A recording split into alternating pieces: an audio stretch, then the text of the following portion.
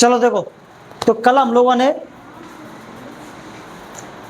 इस टॉपिक को यहां पर छोड़ा था। कांग्रेस एक आइडियोलॉजिकल गठबंधन, ठीक है, यानी कि विचारात्मक गठबंधन, ठीक है। इसको विचारात्मक गठबंधन क्यों कहा गया? क्योंकि इसमें कई सारी विचारधाराओं के लोग क्या थे, शामिल थे, ठीक है। विचारधाराओं का लोग मतलब आप कुछ सोचते हो, कोई और कुछ सोचता है, मैं कुछ और सोचता हूं, लेकिन इस कांग्रेस के अंदर हर तरह के सोचने वाले लोगों को जगह दी गई थी, है ना। ऐसा नहीं है कि मैं जो सोच रहा हूं वो बाकियों के लिए सही हो, या बाकी जो सोच रहे हैं वो मेरे लिए सही हो, है ना। तो फिर भी सब के सब कैसे थे, एक साथ थे, है ना। इसीलिए इसको क्या कहा गया था, विचारधारात्मक गठबंधन, ठीक है। कौन कौन लोग शामिल थे इसमें? क्रांतिकारी। अब क्रांतिकारियों की सोच कैसी होती है? मारो पीटो और भगाओ इनको देश से बाहर। लेकिन क्या ऐसा गांधी जी को पसंद था? नहीं पसंद था, लेकिन फिर भी वो कांग्रेस में शामिल थे। देखो, ये लोग भी थे गर्मपंथी, जिनको अपन रिवॉल्यूशनरीज बोलते हैं, और साथ में शांतिवादी भी थे, गर्मपंथी, गांधी जी जैसे कुछ लोग, है ना। तो मार धाड़ मचाने वाले लोग भी हैं और प्यार मोहब्बत से बात करने वाले लोग भी हैं, और दोनों एक ही गठबंधन में हैं, एक ही पार्टी के अंदर हैं, ठीक है। और वामपंथी भी हैं और दक्षिणपंथी भी हैं। वामपंथी कौन? वो जो गरीबों के हिमायती होते हैं कि मैं गरीबों के लिए ऐसा कर दूंगा, वैसा कर दूंगा, फलाना ढिमकाना, ये वो, है ना, लेफ्टिस्ट। मैं भी इसी में आता हूँ, ठीक है। एक होते हैं दक्षिणपंथी दक्षिणपंथी यानी कि व्यापारियों के हिमायती होते हैं, इनको राइटिस्ट बोला जाता है, ठीक है। क्या था, फ्रांस में एक राजा था, है ना। फ्रांस के राजा का नाम क्या था? लुई 14 या लुई 16 था, कुछ ऐसा ही था ना, है ना। हाँ, जब फ्रांस की क्रांति हो रही थी उस समय, तो क्या था, उसकी ऐसे संसद होती थी राजा की, और यहाँ पर कौन बैठा है? वो राजा बैठा हुआ है, और यहाँ पर बैठे हुए हैं बाकी के, पार्टीशन कर दिया है संसद का, कुछ लोग इधर हैं, कुछ लोग इधर हैं। अब देखो इधर, अब ये राजा इधर मुंह करके बैठा है ऐसे यहाँ पे, तो राजा का लेफ्ट हैंड किधर होगा? ये वाला। और राइट हैंड किधर होगा? ये वाला, ठीक है। अब यहाँ पर जो लोग बैठे थे, है ना, यहाँ पर जो लोग बैठे थे, यहाँ पर ऐसे बहुत सारे लोग बैठे रहते थे उन संसद में, ठीक है। चल, लोग अच्छे नहीं लग रहे आप लोगों को, लो ऐसे बना देता हूँ, लो अब ठीक है, अब बन गया पूरा। तो जो राजा के लेफ्ट में बैठे थे उनको बोलते थे लेफ्टिस्ट। ये जो आया है ना वर्ड, वामपंथी, दक्षिणपंथी, ये यहाँ से आया है फ्रांस की क्रांति से, ठीक है।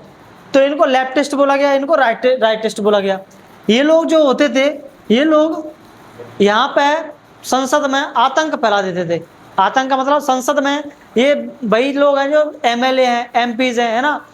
इनमें बाकी संसद में कुछ गरीबों को भी बैठने की जगह दी जाती थी कि भाई आ जाओ बैठो, तो लोग जा करके यहाँ पर क्या हो जाते थे, संसद में बैठ जाते थे, राजा की सुनते थे, ठीक है। तो मतलब किसान वर्ग हो गए, इसमें मजदूर हो गए, वो इधर बैठते थे, और जो पैसे वाले लोग हैं वो किधर बैठे थे? राइट में, है ना। जो बड़े बड़े पैसे वाले लोग हैं, बहुत बड़े बड़े जमींदार हैं, है ना, जिनके पास खूब सारा पैसा है। अब ये लोग किसको सपोर्ट करेंगे जरा बताओ मेरे को? संसद में अगर कोई चीज हो रही होंगी तो राइटिस्ट लोग किसको सपोर्ट करेंगे?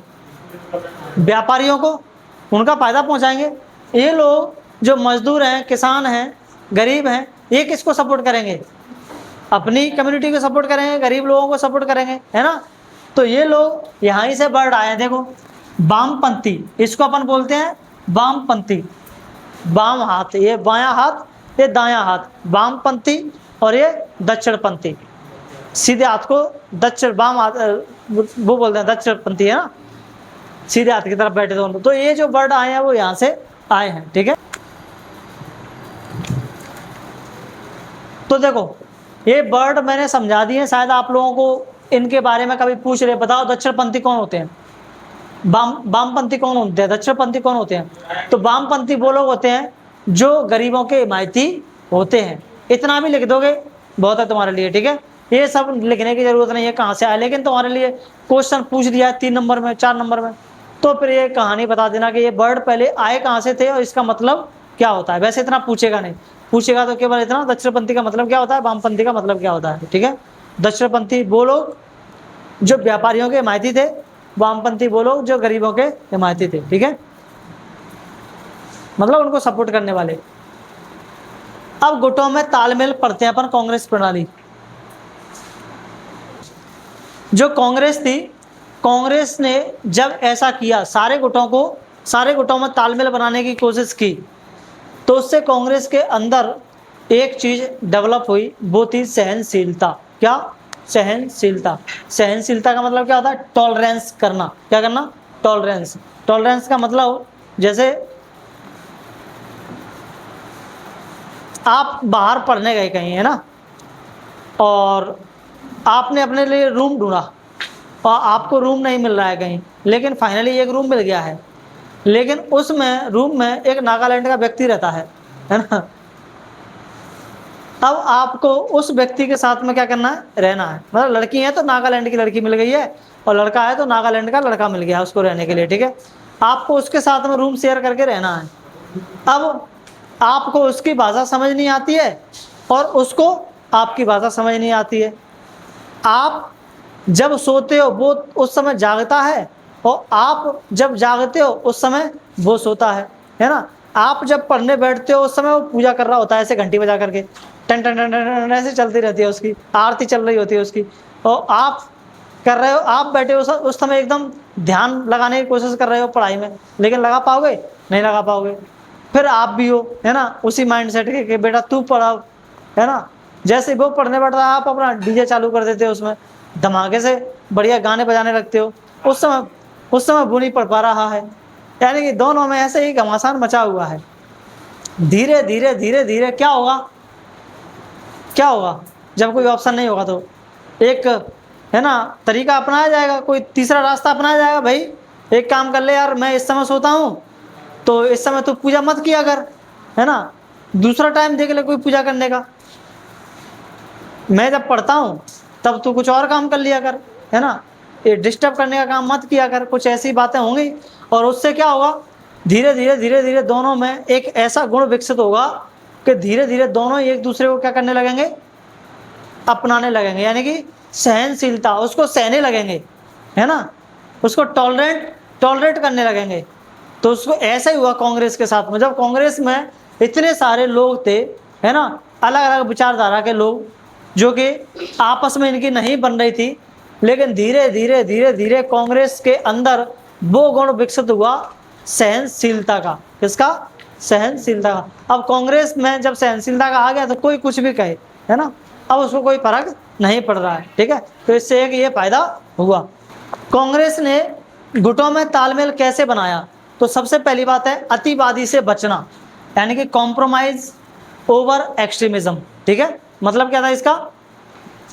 अतिवाद का मतलब क्या होता है? अतिवाद, ओवर एक्सट्रीमिज्म। जैसे आप लोगों के घर में रोज तो पिज्जा आता नहीं होगा खाने के लिए, है ना, लेकिन सोचो एक दिन आप लोगों को घर में घर में क्या एक दिन भंडारा हो जाए ऐसा, जिसमें सिर्फ और सिर्फ पिज्जा ही पिज्जा मिल रहा हो, तो आप लोग क्या करेंगे? जहां पर तुम्हें पिज्जा का एक टुकड़ा मिलता था, जब घर में एक आता था पिज्जा, एक आता था, तो उसमें से सारे लोगों को बांट के खाया जाएगा वो पिज्जा। सब लोग एक एक टुकड़ा खाएंगे, हो सकता है वो एक एक टुकड़ा भी ना मिले घर में अगर लोग ज़्यादा हैं तो। लेकिन सोचो गली में भंडारा है और वहां पर पिज्जा ही पिज्जा बट रहे हैं।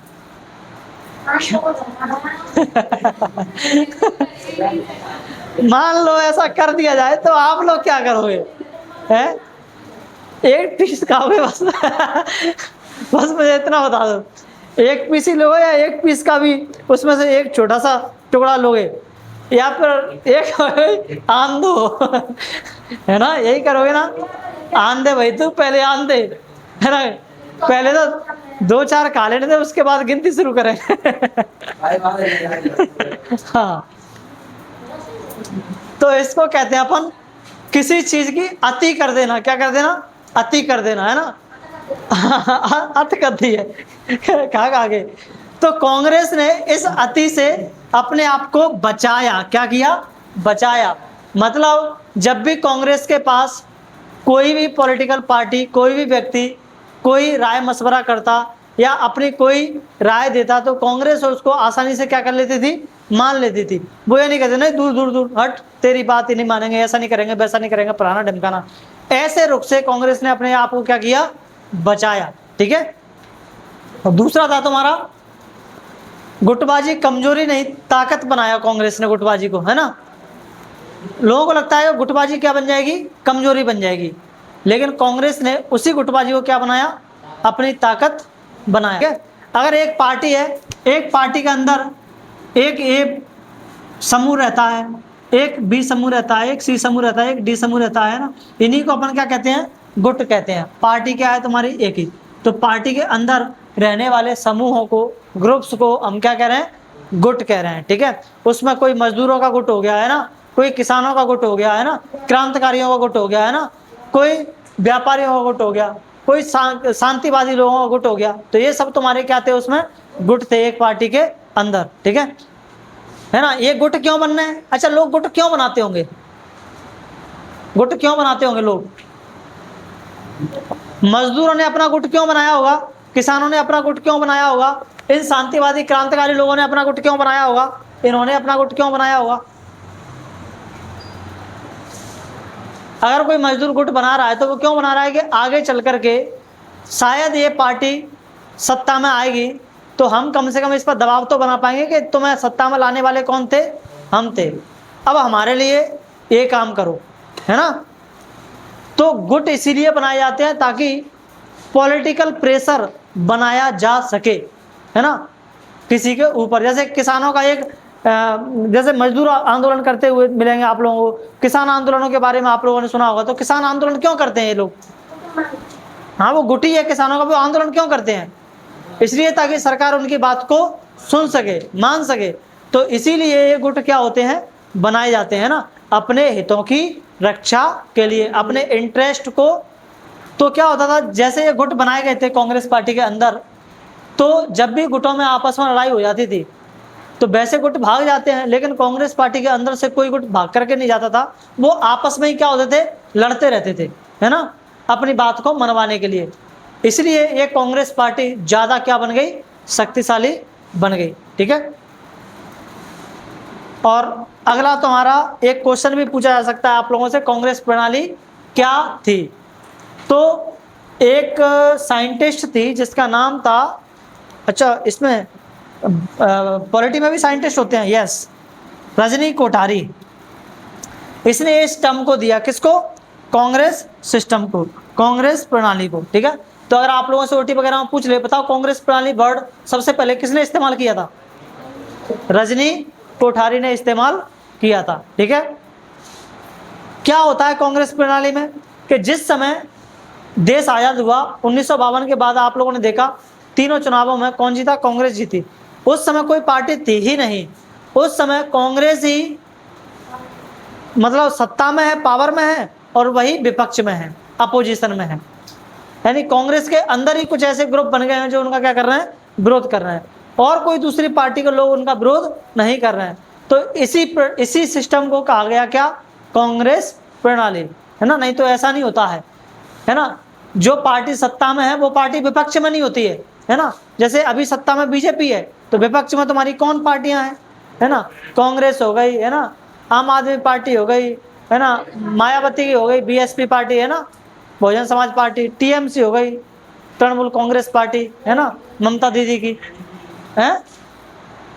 अब देखो हो सकता है कभी ये कांग्रेस जनता पार्टी भी सत्ता में आ जाए तो ये भी किसका काम करेगी, विपक्ष का काम करेगी, है ना। तो विपक्ष में अलग अलग पार्टियां होती हैं, वही पार्टी विपक्ष में नहीं होती है जो शासन कर रही होती है। लेकिन इस समय क्या हो रहा था, इस समय वही पार्टी विपक्ष में थी जो पार्टी क्या कर रही थी, रूल कर रही थी, शासन कर रही थी। इसीलिए इसको क्या कहा गया, कांग्रेस प्रणाली कहा गया, कांग्रेस सिस्टम कहा गया। ठीक है। एक अंतिम टॉपिक है तुम्हारा और चैप्टर खत्म हो जाएगा। ठीक है। विपक्षी पार्टियों का उद्भव।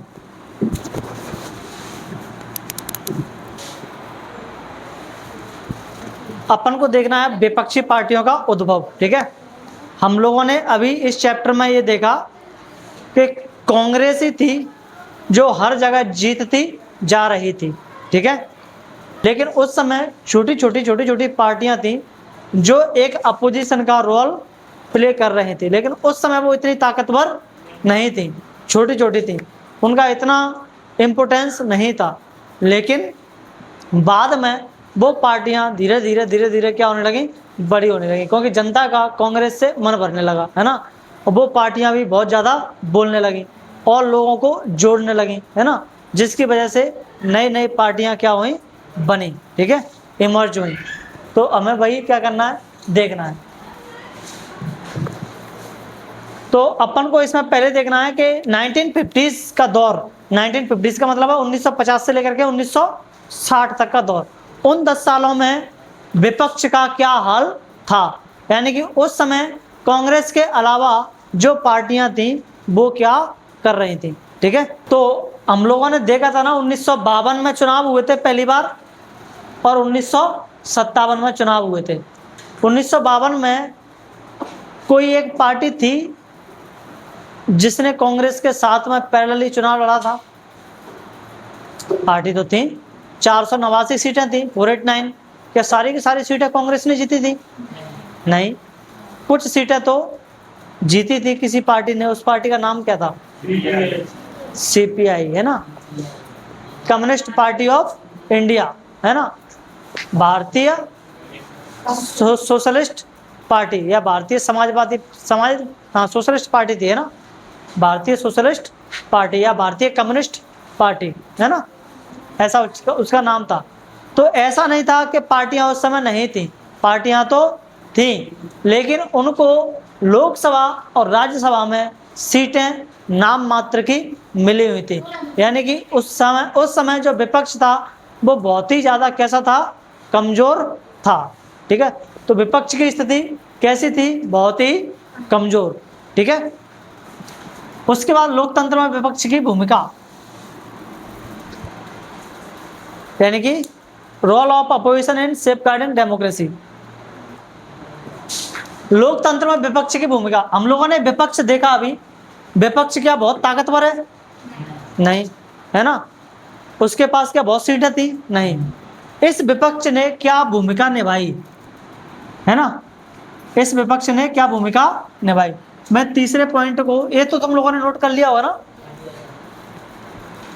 कुछ पॉइंट्स इसमें तीसरे पॉइंट में ऐड कर लेना चाहो तो आप लोग, ठीक है, या अलग से हेडिंग बना लेना, ये वाली हेडिंग फिर से बना लेना एक बार और उसमें लिख लेना, ठीक है, क्या भूमिका निभाई थी इसने। सबसे पहला जो काम इन्होंने किया वो किया किसका? सुचिंतित आलोचना। समझ लो इनको ताकि चैप्टर खत्म हो जाएगा। देखो पहला पॉइंट क्या था? Constructive criticism. क्रिटिसिज्म का मतलब क्या होता है? क्रिटिसिज्म का मतलब क्या होता है? आप लोगों ने वर्ड सुना होगा, क्रिटिसाइज करना है, आलोचना, हिंदी में आलोचना। आप लोगों ने ये वर्ड सुना होगा ना, ये बहुत क्रिटिसाइज करता है, ये बहुत है। क्रिटिसाइज का मतलब होता है किसी की बुराई करना, लेकिन कैसे? फैक्चुअल डेटा के आधार पर, है ना, डेटा के आधार, ऐसे हवाबाजी करना नहीं, जैसे घर में औरतें बुराई करती हैं ऐसी बुराई नहीं, जैसे मैं बुराई करता हूँ टीचर्स की, आलोचना करता हूँ। कल मैंने की थी कि यहाँ पर टीचर्स को देखना, वो इस मैप को ले जाना और पूछना उनसे इस देश का, ये वाला जो देश है वो कहाँ मिलेगा। तो ये क्रिटिसाइज करना, ये हेल्दी क्रिटिसिज्म होता है। इससे क्या होगा? इससे अगर वो टीचर सुन रहा होगा, है ना, और जो बच्चे आप लोग सुन रहे हैं, इससे आप लोग अवेयर हुए, बाकी वो जो टीचर सुन रहा होगा वो भी इससे क्या होगा? अवेयर होगा। अवेयर क्यों होगा? अगर उसको सच में नहीं आता होगा तो वो क्या करेगा? पढ़ेगा। क्योंकि अगर उसके पास कोई बच्चा पढ़ने के लिए गया आर्ट्स का, है ना, और जो मेरे यहाँ से पढ़ के गया है या मेरा किसी ने वीडियो देखा होगा, तो वो क्या करेगा, उससे जाकर के क्वेश्चन करेगा। तो उसने अपनी चीज़ों को क्या कर लिया, पहले ही ठीक कर लिया। तो हेल्दी क्रिटिसिज्म का मतलब क्या होता है, इससे होता है कि कांग्रेस ने जो भी अपने नियम बनाए, जो भी अपनी पॉलिसीज बनाई, जो भी उसने अपनी नीतियां बनाई, अगर नीतियां वो गलत थी तो इन्होंने क्या किया, उसको क्रिटिसाइज किया, यानी कि उन्होंने उसकी बुराई करी ताकि वो इन पॉलिसीज को क्या कर लें, बदल लें। ठीक है, ये होता है क्रिटिसाइज का मतलब। तो हेल्दी क्रिटिसिज्म सोसाइटी में होना बेहद जरूरी है, इसीलिए मैं करता हूँ, क्योंकि लोगों को पता ही नहीं चलता, जब तक क्रिटिसाइज नहीं होगा तब तक सामने वाले को पता कैसे चलेगा कि ये चीज़ गलत है या सही है। और जब एक व्यक्ति क्रिटिसाइज करता है, कोई क्रिटिसाइज करता है, तो सामने वाले को चैलेंज मिलता है ना, कि हाँ भाई कि ये चीज़ मैं गलत कर रहा हूँ, इस चीज़ को मुझे क्या करना है, ठीक करना है। ठीक है, तो हेल्दी क्रिटिसिज्म सोसाइटी में होना बेहद जरूरी है ना। और इसीलिए मैं क्रिटिसाइज करता रहता हूँ, वो इसलिए क्योंकि मेरे को ये सिस्टम एजुकेशन का क्या करना है, ठीक करना है, वामोर का बदलना है, ये पढ़ने के तौर तरीके बदलने हैं ताकि बच्चों को एक अच्छी क्वालिटी एजुकेशन मिल पाए, है ना। दूसरा था अंकुश लगाना, check and balance. Check and balance का मतलब क्या होता है, तुमने कुछ किया है ना, बदले में वापस में उन्होंने उस पर चेक एंड बैलेंस लगा दिया। मतलब जैसे सरकार ने कोई फैसला लिया, अब सुन लेना, 2 मिनट और सुन लेना। सरकार ने कोई फैसला लिया है ना, हमारे यहाँ पे देखो 3-4 संस्थाएं हैं, एक तो तुम्हें लोकसभा देखने को मिलेगी, एक राज्यसभा देखने को मिलेगी, एक तुम्हें संसद देखने को मिलेगी, एक तुम्हें जुडिशरी यानी कि न्यायपालिका देखने को मिलेगी, है ना, और एक तुम्हें न्यूज़पेपर वाले देखने को मिलेंगे, है ना। तो ये लोग क्या करते हैं, एक दूसरे पर चेक एंड बैलेंस का काम करते हैं। न्यायपालिका अगर कुछ गलत कर रही है तो संसद उसको गलत करने से रोकेगी, संसद अगर कुछ गलत कर रही है तो न्यायपालिका यानी कि जुडिशरी उसको गलत करने से रोकेगी। लोकसभा में कुछ गलत हो रहा है तो राज्यसभा उस पर क्वेश्चन करेगी, राज्यसभा में गलत हो रहा है तो लोकसभा उस पर कुछ क्वेश्चन उठाएगी। तो इसको अपन बोलते हैं क्या, चेक्स एंड बैलेंस, यानी कि शक्ति संतुलन। ठीक है, अंकुश लगाते हैं एक दूसरे पर, क्या लगाते हैं, अंकुश लगाना बोलते हैं इसको। ठीक है, शक्ति संतुलन बदलना, और विपक्ष ने क्या काम किया, शक्ति संतुलन को बदला। जो शक्तियां पहले कांग्रेस के पास थी अब वो धीरे धीरे शक्तियां शिफ्ट हो रही हैं किसके पास, है ना, जो विपक्षी पार्टियां हैं उनके पास, अदर पार्टीज के पास। ठीक है, इससे क्या हो रहा है, जो शक्ति पहले एक ही के पास केंद्रित थी अब वो शक्तियां धीरे धीरे किसी और के पास भी क्या हो रही हैं, जा रही हैं। इससे क्या हो रहा है, मामला शक्तियों का बैलेंस हो रहा है। ठीक है, भावी नेताओं को तैयार करना, और जो विपक्षी पार्टियां हैं उनसे धीरे धीरे अब क्या होंगे, आगे के लिए युवा नेता, है ना, बनेंगे, जो आगे चुनाव लड़ेंगे और देश को संभालेंगे। ठीक है, तो ये था तुम्हारा किसका रोल, अपोजिशन का रोल। अगर आप लोगों से पूछे क्वेश्चन में बताओ अपोजिशन की क्या भूमिका थी, यानी कि विपक्षी पार्टियों की क्या भूमिका थी भारत में उस समय। ठीक है, तो आप लोगों को यही पॉइंट्स क्या करने देने, नहीं कोई दिक्कत नहीं है। ठीक है, जो याद आए, जो पहले आए उसको लिखो। ठीक है, तो ये चैप्टर तुम्हारा लगभग खत्म हो गया है ना। कल इसका कुछ क्वेश्चन आंसर्स अपन डिस्कस करके पूरी तरह खत्म कर देंगे। ठीक है, 15-20 मिनट में।